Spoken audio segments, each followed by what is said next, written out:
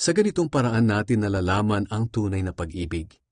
Ibinigay ni Hesukristo ang kanyang buhay para sa atin.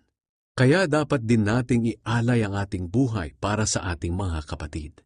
Kung mayroon man sa atin ang nasa mabuting pamumuhay at nakikita ang isang kapatid na nangangailangan, ngunit hindi naman niya ito tinutulungan, masasabi ba natin na sumasa kanya ang pag-ibig ng Diyos?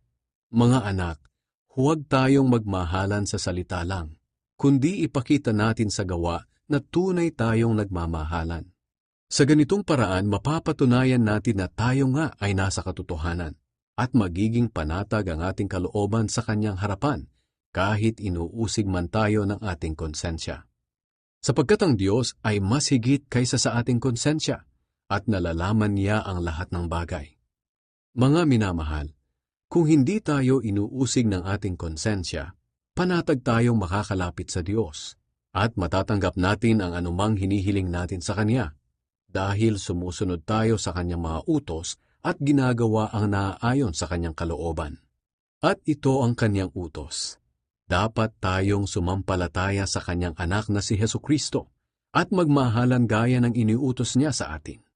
Ang mga sumusunod sa utos niya ay nananatili sa Kanya at siya'y nananatili rin sa kanila.